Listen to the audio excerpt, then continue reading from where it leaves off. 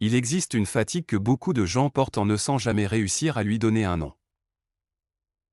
Ce n'est pas vraiment la fatigue du corps.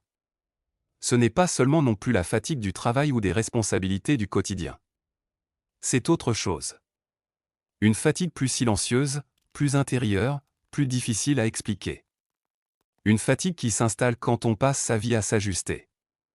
À ajuster sa voix, ses mots, son visage, ses réactions. À ajuster ce qu'on montre et ce qu'on tait. À retenir une phrase au dernier moment. À cacher un désaccord. À sourire quand on n'en a pas envie.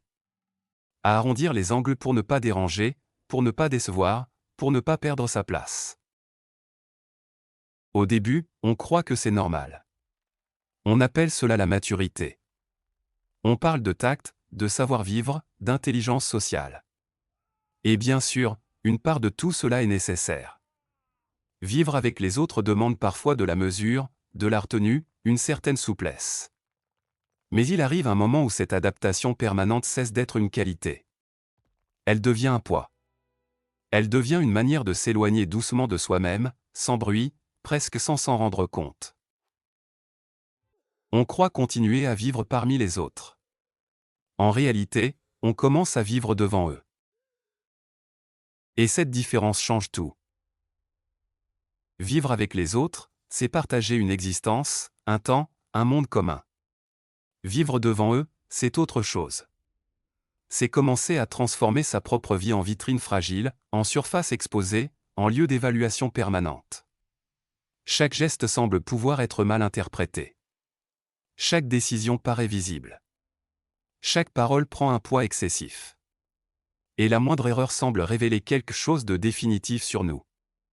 Alors on se regarde vivre. On se corrige en temps réel. On anticipe. On réajuste. On essaie de présenter une version de soi acceptable, compréhensible, rassurante. On ne cherche plus seulement à être aimé. On cherche surtout à ne pas être rejeté. Et cette nuance, en apparence minuscule, épuise une vie entière. Car le besoin d'approbation ne s'arrête jamais vraiment.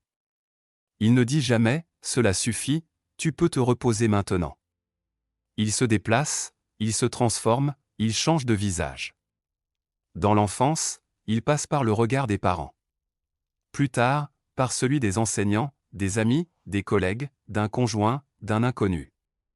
Et aujourd'hui, il se glisse même dans des choses si petites qu'elles en deviennent presque invisibles, un message plus froid qu'on ne l'espérait, un silence inattendu, un regard qui s'échappe, une réponse tardive, une attention qui semble diminuer, un écran qui ne renvoie pas l'image qu'on attendait. Peu à peu, sans même qu'on s'en aperçoive, l'esprit apprend quelque chose de dangereux, il finit par confondre la visibilité avec la valeur. C'est là que le piège se referme. Car à partir de ce moment-là, on ne se demande plus simplement « qu'est-ce que je veux vraiment ?» On commence à se demander « qu'est-ce qui sera bien perçu ?» On ne se demande plus « qu'est-ce qui est juste pour moi ?»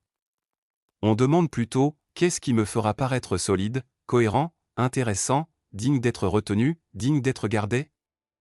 Et à force de poser ce type de questions, on construit parfois toute une existence autour d'un centre déplacé. On vit. On travaille. On aime.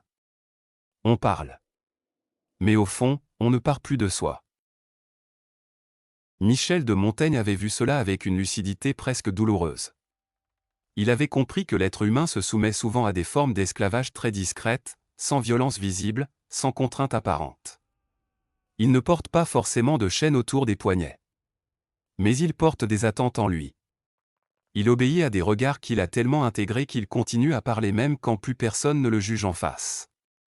Il se soumet à des tribunaux intérieurs devenus automatiques. Et c'est peut-être cela le plus troublant. Le contrôle social le plus puissant n'est pas toujours celui que les autres exercent sur vous. C'est celui que vous avez fini par exercer vous-même, sans relâche, même dans le silence, même dans la solitude, même lorsque personne ne vous regarde plus. Alors on avance dans la vie avec une tension continue. Pas forcément violente. Pas assez forte pour tout faire exploser d'un coup. Mais assez constante pour user le cœur et l'esprit. On appelle cela stress, charge mentale, fatigue nerveuse, perte d'élan, lassitude. Et parfois, oui, ces mots décrivent bien la réalité.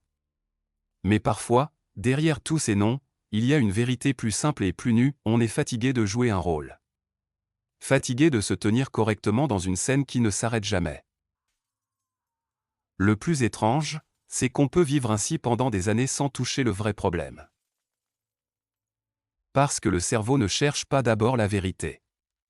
Il cherche d'abord quelque chose de plus modeste et de plus urgent, la stabilité. Il préfère souvent une souffrance familière à une liberté inconnue.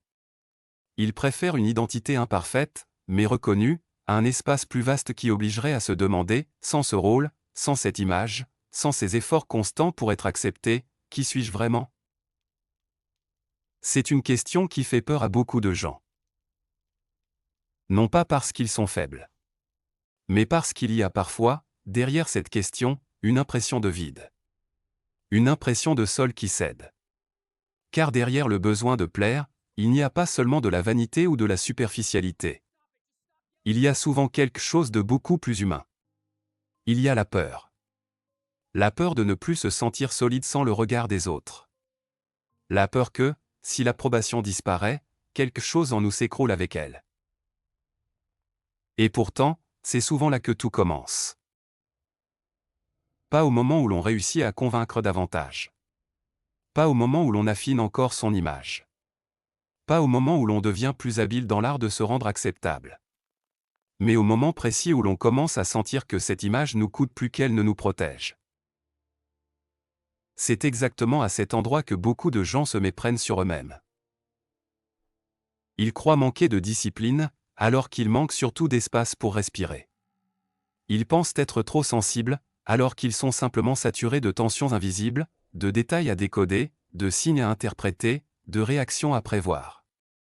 Ils se disent qu'il faudrait mieux s'organiser, mieux répondre, mieux anticiper, mieux tenir, mieux contrôler. Mais ce qu'ils appellent maîtrise n'est souvent qu'une inquiétude devenue ordonnée. Une angoisse qui a appris à se présenter proprement.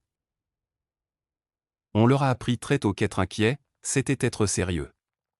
Que anticiper, c'était être responsable. Que prévoir tous les scénarios, surveiller chaque conséquence, penser à tout avant même que cela arrive, c'était une preuve de maturité.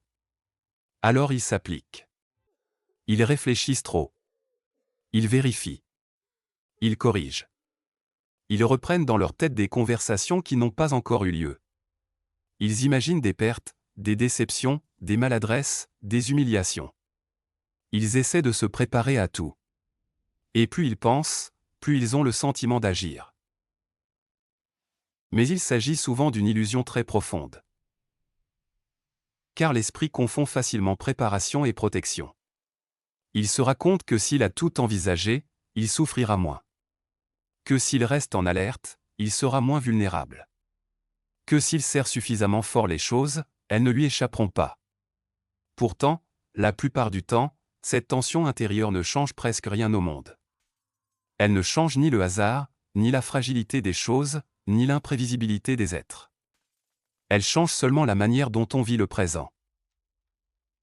Et elle le rend, peu à peu, inhabitable.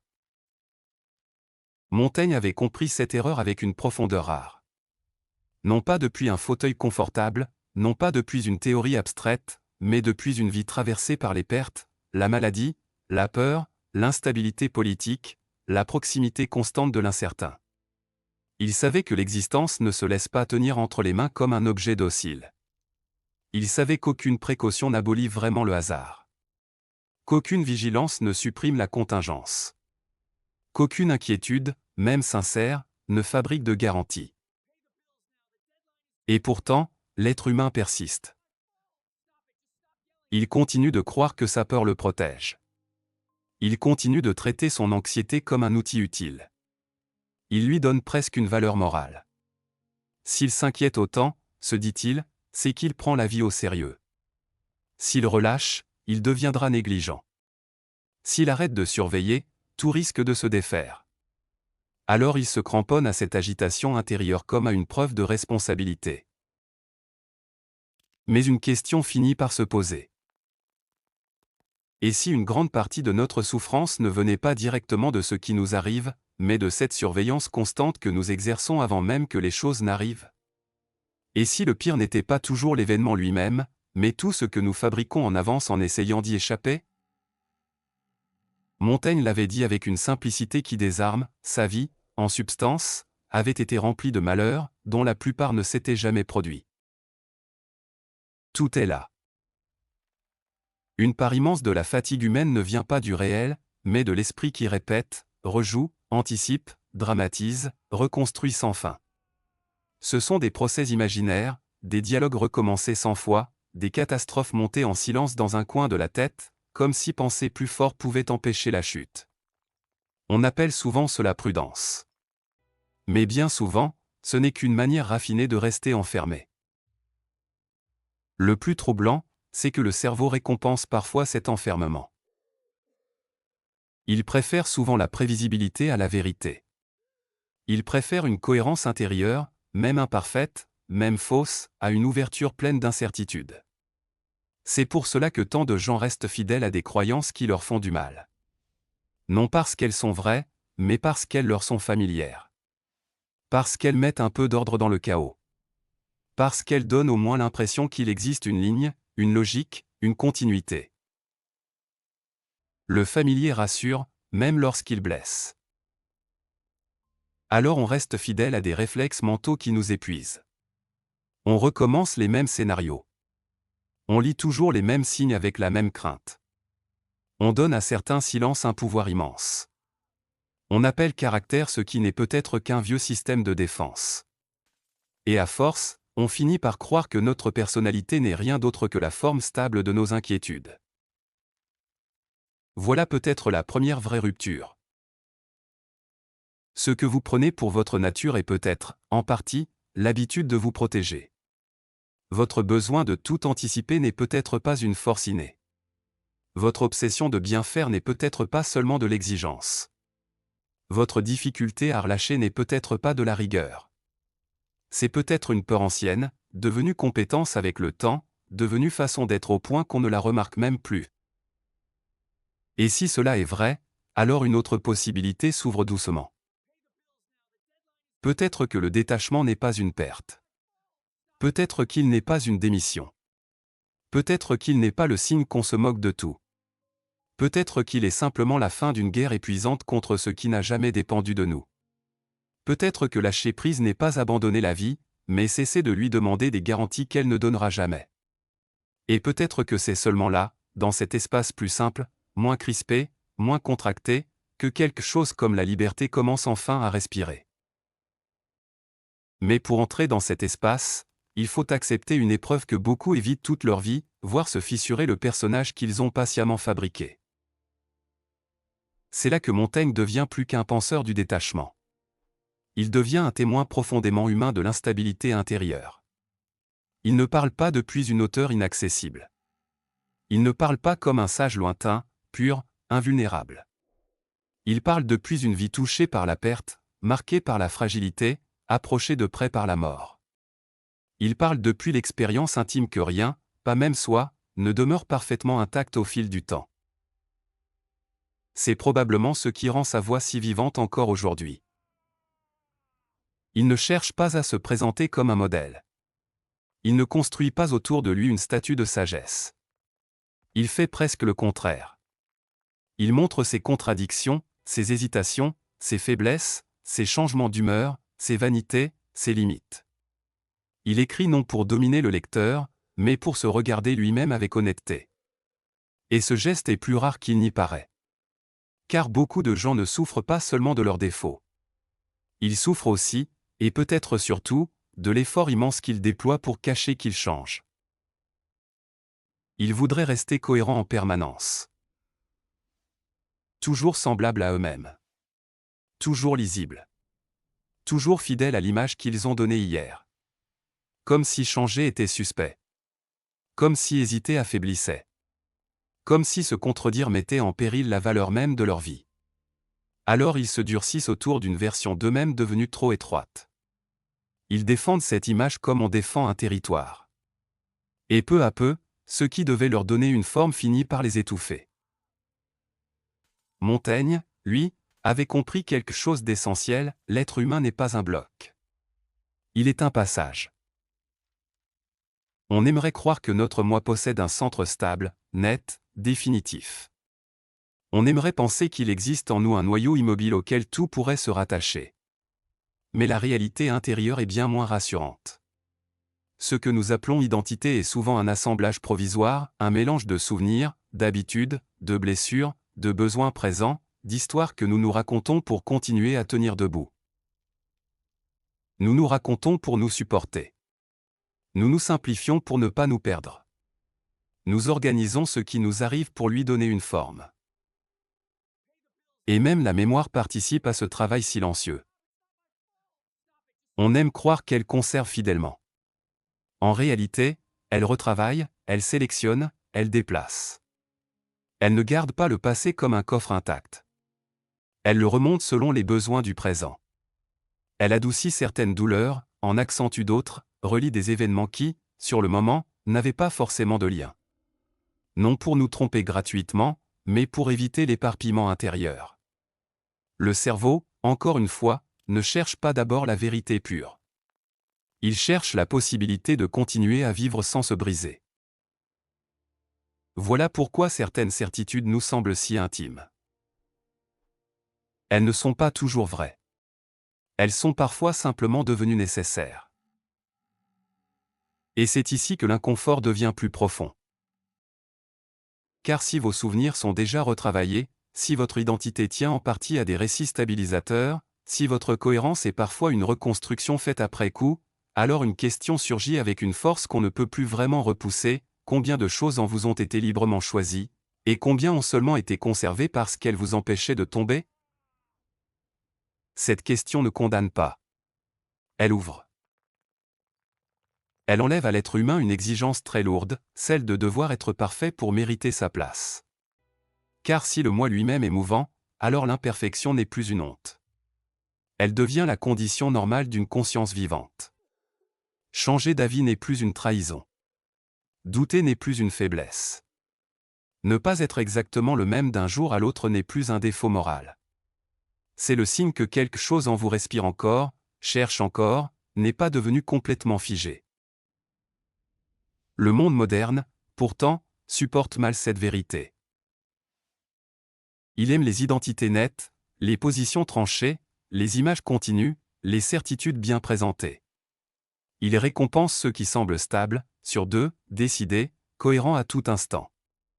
Il tolère mal les nuances, les lenteurs, les transformations silencieuses. C'est aussi pour cela que tant de personnes vivent épuisées, elles ne portent pas seulement leur vie. Elles portent aussi l'effort constant de devoir paraître constantes. Mais on ne guérit pas en se durcissant. Parfois, on commence à aller mieux au moment exact où l'on cesse de défendre une version idéalisée de soi. Au moment où l'on accepte de ne plus être impeccable. De ne plus tout expliquer. De ne plus faire croire que tout suit une ligne parfaite. Ce jour-là, quelque chose tombe.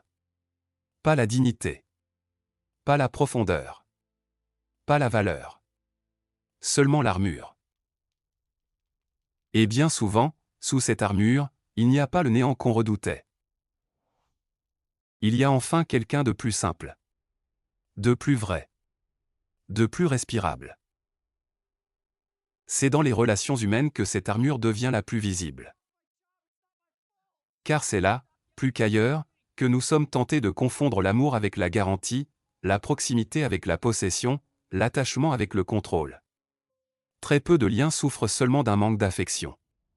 Beaucoup souffrent d'une peur plus discrète, plus profonde, plus difficile à reconnaître, la peur de ne pas compter assez pour que l'autre choisisse de rester librement.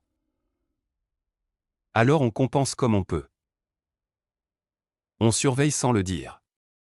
On demande sans demander. On exige sous des formes polies.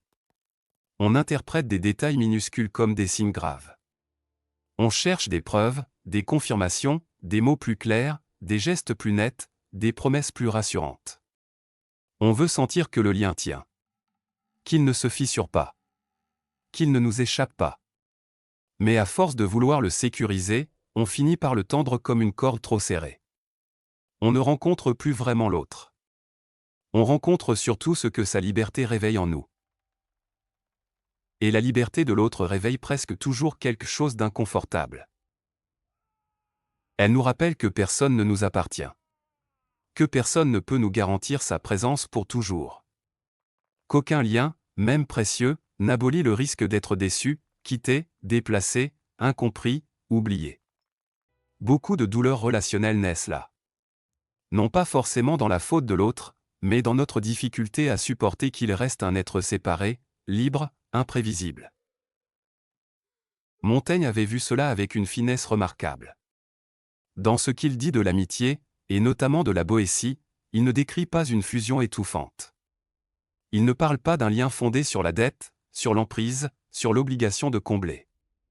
Il montre au contraire qu'une relation devient plus pure quand elle cesse d'être un remède contre l'angoisse de soi. L'autre n'est plus alors une solution à notre manque.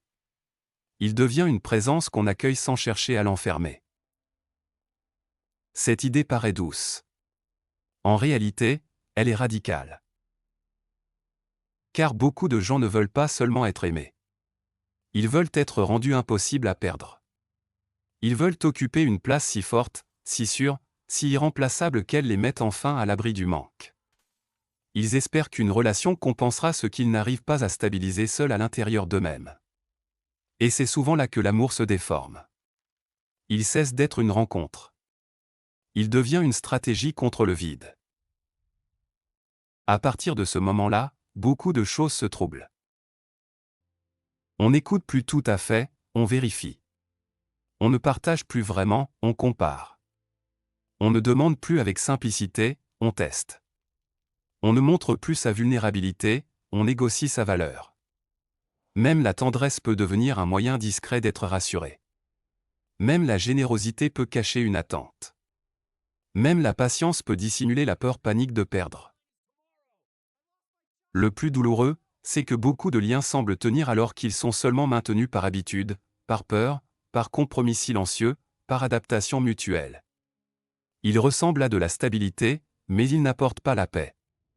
Et malgré tout, l'esprit s'y accroche, car il préfère souvent une relation fragile mais connue à l'incertitude nue. Là encore, le cerveau ne cherche pas toujours la vérité du lien. Il cherche surtout ce qui reste supportable. Alors il fabrique des récits. Il minimise certains signes. Il dramatise certains silences. Il reconstruit des souvenirs pour maintenir une cohérence. Il transforme parfois l'habitude en amour, la dépendance en profondeur, la peur en attachement.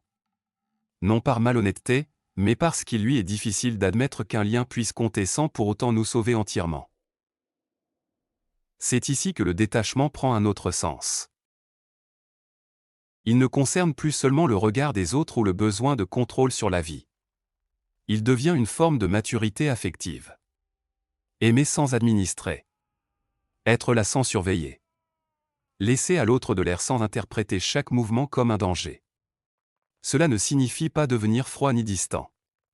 Cela signifie cesser d'utiliser l'amour comme anesthésie contre une insécurité plus ancienne. Et cette bascule change énormément de choses. Car plus vous essayez de retenir quelqu'un, plus vous montrez que vous ne faites pas confiance à ce qui vous unit. Plus vous exigez de preuves, plus vous révélez qu'au fond, rien en vous n'est encore apaisé. À l'inverse, il existe une manière d'être présent qui n'écrase pas. Une manière d'aimer qui ne resserre pas. Une qualité de lien dans laquelle chacun peut rester entier sans jouer constamment le rôle attendu. C'est rare, précisément parce que cela demande de renoncer à une illusion très ancienne, celle qu'être aimé devrait suffire à ne plus trembler. Mais non. On peut être aimé et rester fragile. On peut être choisi et continuer à douter. On peut recevoir beaucoup et sentir encore en soi un manque profond. Tant que ce manque n'est pas regardé en face, aucune relation ne pourra le combler sans se déformer sous son poids. Aimer vraiment commence peut-être là, lorsque l'autre cesse d'être chargé de réparer ce que nous n'osons pas encore habiter seuls. Et lorsque ce déplacement intérieur commence à se produire, quelque chose de plus vaste apparaît. On comprend peu à peu que le vrai poids de l'existence ne vient pas seulement de ce que nous traversons, mais aussi de l'effort incessant pour tout rendre cohérent, compréhensible, acceptable, maîtrisable. On veut que la vie s'explique. On veut que les pertes aient un sens clair. On veut que les blessures débouchent sur une leçon. On veut que les erreurs servent forcément à quelque chose. Au fond, on supporte mal l'idée qu'une part de la vie puisse rester arbitraire. C'est profondément humain. Et pourtant, c'est aussi l'une des choses les plus épuisantes. Car une grande part de ce que nous appelons le sens n'est pas toujours découverte dans le réel comme une vérité cachée. Très souvent, elle est construite après coup pour que ce que nous avons vécu devienne supportable. Nous ne trouvons pas toujours un sens prêt à l'emploi dans les événements. Nous fabriquons parfois un récit assez solide pour ne pas sombrer dans le vertige. Le cerveau supporte mal le chaos brut. Il veut relier, organiser, refermer, même maladroitement, même artificiellement, même au prix de certaines illusions. C'est ainsi que beaucoup de vies se rigidifient. Les gens deviennent fidèles non pas à ce qu'ils vivent réellement, mais à l'histoire qu'ils ont construite pour pouvoir le supporter. Ils restent attachés à une douleur parce qu'elle a fini par définir leur personnage. Ils gardent une loyauté secrète envers certaines blessures parce qu'elles donnent une forme à leur existence. Ils s'accrochent à des croyances usées parce qu'elles soutiennent encore, tant bien que mal, la structure de leur identité. Et quand la réalité contredit ce récit, ils souffrent parfois moins de l'événement que de l'effondrement de l'histoire qu'ils s'étaient racontée. Montaigne, lui, propose un autre chemin. Il ne promet pas une formule magique. Il ne vend ni certitude définitive, ni système total, ni consolation parfaite. Il ne montre pas comment enfermer le destin dans une méthode. Il enseigne quelque chose de plus nu, et donc de plus exigeant, vivre sans exiger de la vie qu'elle se plie entièrement à notre besoin de garantie. Accepter que tout ne soit pas stable. Que tout ne soit pas résolu. Que certaines questions restent ouvertes. Que certaines peurs ne s'effacent jamais complètement. Que certaines journées demeurent floues sans être pour autant des journées perdues. Cette sagesse n'a rien d'éblouissant. Elle ne donne pas naissance à une version invincible de soi. Elle retire simplement un peu de théâtre, un peu de tension inutile, un peu de cette lutte permanente pour contrôler l'image, le récit, l'avenir. Elle dessert. Elle simplifie. Elle remplace une crispation fatigante par une présence plus nue. Peut-être moins brillante aux yeux du monde. Mais plus vraie devant soi-même. Alors une transformation discrète devient possible. On parle sans calculer chaque effet. On travaille sans faire de chaque résultat un jugement total sur sa valeur. On aime sans exiger que l'autre calme tout ce qui tremble en nous. On cesse de traiter chaque incertitude comme une anomalie. On commence à comprendre que la paix ne vient pas de la suppression du risque, mais d'une autre façon de se tenir face au risque. Une manière moins infantile, moins paniquée, moins avide de clôture. C'est peut-être cela, au fond, le vrai détachement. Non pas devenir indifférent. Non pas se retirer de tout. Non pas renoncer au monde. Mais cesser de se laisser gouverner par tout ce qui réclame sans cesse notre soumission intérieure, le regard des autres, l'illusion du contrôle, la compulsion de cohérence, la peur d'être imparfait, le besoin que tout ait immédiatement un sens clair. À partir de là, on ne devient pas au-dessus des autres. On devient plus simple. Et cette simplicité possède une force rare. Car quelqu'un qui n'essaie plus de se fabriquer à chaque instant devient, d'une manière étrange, plus stable. Non pas parce qu'il détient enfin des certitudes absolues, mais parce qu'il n'a plus besoin d'en produire autant pour continuer à vivre. Il ne demande plus à la vie d'être moins incertaine. Il apprend seulement à habiter autrement cette incertitude. C'est là que le paradoxe de Montaigne prend toute son ampleur. Quand on cesse de se crisper sur ce qui ne dépend pas de soi, quelque chose commence enfin à se remettre en ordre. Pas forcément à l'extérieur. Pas immédiatement. Pas de manière spectaculaire. Mais à l'intérieur, oui. Dans la respiration. Dans le rythme des journées. Dans le regard qu'on pose sur les choses simples. Dans le poids qu'on retire à 1000 détails qui gouvernaient encore notre esprit. On ne gagne pas un monde parfait. On perd surtout une ancienne fatigue. Et peut-être qu'au bout du compte, la vraie question n'est pas de savoir ce que vous devez encore corriger, contrôler ou prouver. Peut-être que la vraie question est plus simple. Plus nue. Plus inconfortable aussi. Qu'est-ce que vous continuez à porter, non parce que c'est vraiment nécessaire, mais parce qu'avec le temps vous avez fini par confondre cette tension avec votre identité?